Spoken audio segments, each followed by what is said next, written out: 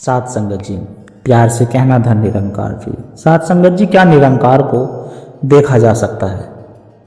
सात संगत जी, आइए जानते हैं इस विचार के माध्यम से क्या निरंकार को देखा जा सकता है। सात संगत जी, आशा है प्रमाण करें और ध्यान से सुने सात संगत जी, और आशा है इन विचारों में अंत तक बने रहे। सात संगत जी, लोग कहते हैं कि इस युग में परमात्मा किसे मिलता है।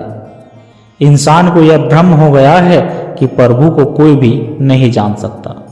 वह पुरातन समय था जब प्रभु को जाना जा सकता था, तो यह बात सुनकर तो मन में यही ख्याल आता है कि जब वह समय ही बीत चुका है जब प्रभु को जाना जा सकता था, तो हम फिर किस लिए भक्ति कर रहे हैं, किस लिए दिन रात महापुरुषों के वचनों को पढ़ रहे हैं, सुन रहे हैं। प्रभु के मिलाप के लिए महापुरुषों ने जो कहा है तो वह केवल कुछ समय तक सीमित नहीं था, वह तो एक नियम है कि जो निरंकार परमात्मा के साथ नाता नहीं जोड़ता उसका यह जीवन व्यर्थ चला जाता है।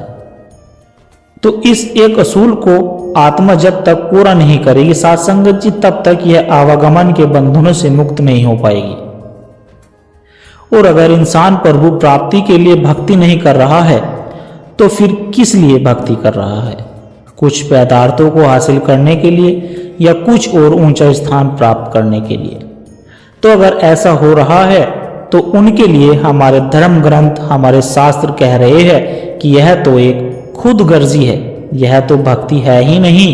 भक्ति तो अर्पण करने का नाम है कि हे दातार, यह तन भी तेरा है, यह मन भी तेरा है और यह धन भी तेरा है। कबीर मेरा मुझ में कछु नहीं, जो कछु सो तेरा, तेरा तुझको सौंपते क्या लागे है मेरा।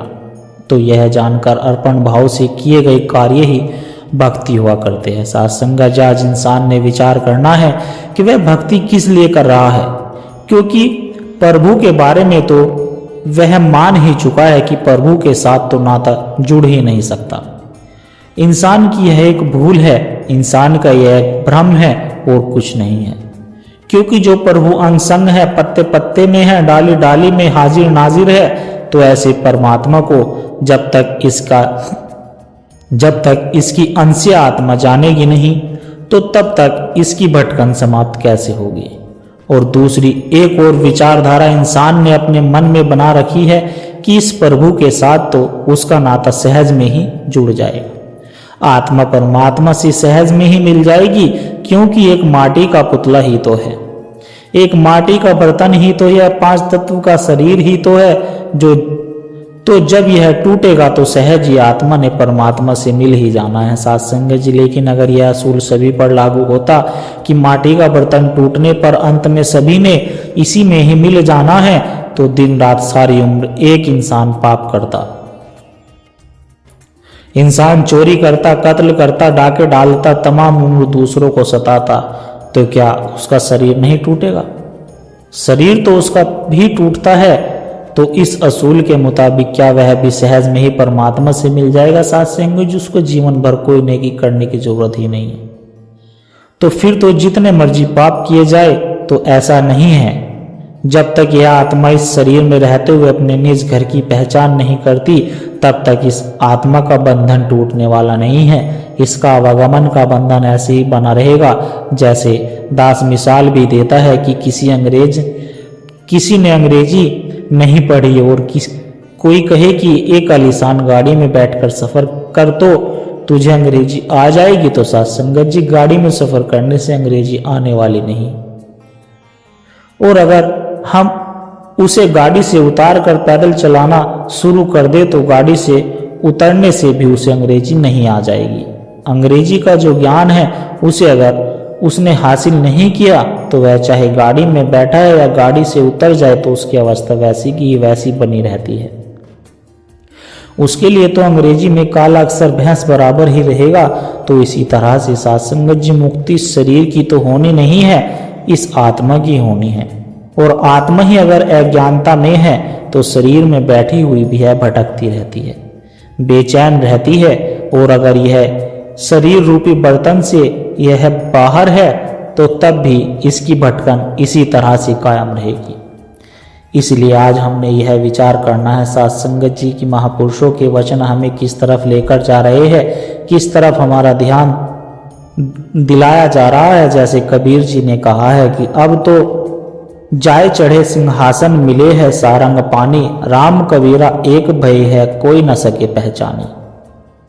और इसी तरह गुरु साहिबान ने भी इसी जीवन काल में मुक्ति प्राप्त की थी और उस सहज अवस्था का वर्णन करते हुए उन्होंने भी यही कहा था कि बिर गई सब तात पराई, जब ते साध संगत मोह पाई ना, कोई बैरी ही ना ही बैगान, सकल संग हमको बनी आई। तो कहने का भाव है कि साथ संगत जी जब प्रभु का निवास इस मन में हो जाता है, इस निरंकार का एहसास हो जाता है, तो तभी यह अवस्था बनती है जैसे किसी ने अगर रोशन लालटेन उठाई तो जिसकी आंखें काम नहीं कर रही, जिसे दिखाई नहीं देता, तो वह उसका क्या फायदा उठाएगा, उठा ही नहीं सकता। लेकिन जिसकी आंखें वह तो फायदा उठा सकता है। और अगर दोनों ही बंद है तो दोनों तरफ से टकराव हो जाता है। तो रोशनी की अपनी महत्ता है, लेकिन उसकी महत्ता तभी पूर्ण होती है जब आंखें भी काम करती है। इसी तरह से सत्संग जी है, ज्ञान भी रोशनी तभी दिखाई देता है जब गुरु ने ऐसी नजर, ऐसी आंखें जिज्ञासु को प्रदान की हो, यानी जिसे ब्रह्म का ज्ञान मिल गया हो, फिर वह सबके अंदर इसी परमात्मा को देखकर सबके लिए सेवा भाव अपने दिल में रखता है। महापुरुषों ने धर्म का पालन करने को कहा है क्योंकि इसी से प्रभु मिलाप होता है। और वास्तविक धर्म के विषय में कहा गया है कि संतन के मन रहित है सबके हित की बात, घट घट देखे एक अलग को पूछे जात न पात। तो महापुरुषों ने ऐसी अवस्था को अपनाकर ही धर्म का पालन करने को कहा है। यही धर्मी होने की पहचान है। आज हम वास्तव में इस वास्तविक धर्म को, इस इंसानियत वाले धर्म को भूल बैठे हैं। आज हमारे मनों में एक संकीर्णता है, एक तंग दृष्टि हमारी हो गई है। आज हमने सारी खिड़कियां बंद कर रखी है, जिस कारण हम खुद भी घुटन महसूस कर रहे हैं। जिस तरह से एक कमरे में कोई रोता रहता है और अगर उस कमरे में कोई खिड़की होगी ही नहीं तो वहां पर हमेशा घुटन ही रहेगी। साथ संगत जी, वहां पर हमेशा ऐसी गैस पैदा हो जाएगी जो जानलेवा हो सकती है। इसी तरह आज हमने ऐसी खिड़कियां बंद कर दी है। आज हमने अपने चारों तरफ दीवारें खड़ी कर ली है। कहीं पर हमने भाषा की दीवार खड़ी कर ली है, कहीं पर प्रांतीयता की दीवार खड़ी कर ली है, कहीं पर हमने मजहब की दीवार खड़ी कर ली है और उसी दायरे में हम बंधे हुए हैं, एक संकीर्णता में पड़े हुए हैं। हम पतन की ओर जा रहे हैं। यही कारण है कि हमने प्रभु प्राप्ति में कठिनाई हो रही है। तो महापुरुषों अंत में दास बस इतना ही कहेगा कि प्रभु प्राप्ति तो सहज है, सरल है और सतगुरु की कृपा से शीघ्र भी हो सकती है। लेकिन जब जिज्ञासु ने अपनी आंखें बंद कर रखी हो तो किसी भी प्रकार के कर्म, धर्म और भक्ति का कोई भी लाभ नहीं होने वाला है। साथ संगत जी,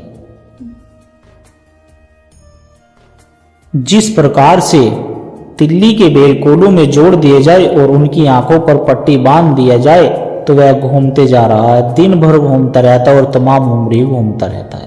उसके पांव भी चलते रहते हैं, उसको वो थकावट भी महसूस हो रही है। वह इतने घंटे घूमते घूमते यही सोच रहा है कि मैं अब शायद धरती के दूसरे सिरे पर पहुंचने वाला हूं। सुबह से शाम हो गई है, मैं चलता ही जा रहा हूं तो धरती का दूसरा सिरा कब आ गया होगा। लेकिन जब उसकी आंखों की पट्टी खुलती है ना सत्संग जी, तो जहां खड़ा था वहीं का वहीं होता है। यानी इतनी देर से वह बस 4 कदम पर ही घूमे जा रहा था। तो सत्संग जी, इसी तरह से इंसान भी सभी कर्म कर रहा है, लेकिन एक अज्ञानता के कारण इंसान इसे समझ ही नहीं पा रहा है कि वह कहीं पर नहीं पहुंच पा रहा है, क्योंकि उसने एक सार ही नहीं जानी है, एक प्रभु की, परमात्मा की पहचान नहीं की है। और जब उसके साथ इसका नाता जुड़ जाता है तो फिर वास्तविकता में यह जीवन के मनोरथ को पूर्ण कर लेता है। तो कहने का भाव साथ संगत जी, अगर इंसान प्रभु प्राप्ति की कोशिश करे तो वह इस रोशनी को, इस ज्ञान को प्राप्त कर लेता है और अपनी आत्मा का कल्याण करके अपना यह लोक भी सुखी और परलोक को सुहेला बना लेता है। तो महापुरुषों ने शब्दों के साथ दास आपसे इजाजत चाहता है। बड़े प्यार से कहना, धन निरंकार जी। साथ संगत जी, दास की एक छोटी सी अरदास आप जी के चरणों में और है कि अगर इन विचारों ने आपके दिल को छुआ है अगर आपको आत्मिक शांति का एक कण भी इन विचारों के द्वारा महसूस हुआ है तो इस ज्ञान के प्रसाद को, इस विचार को केवल अपने तक सीमित ना रखें, इस प्रेम के पैगाम को आगे औरों तक भी पहुंचाएं, क्योंकि साथ संगत जी एक दिए से ही दूसरा दिया जलता है। जब हम इस सत्य के विचार की आवाज को और रूहों तक पहुंचाने का माध्यम बनते हैं तो यह भी निरंकार की बहुत सुंदर सेवा ही होती है।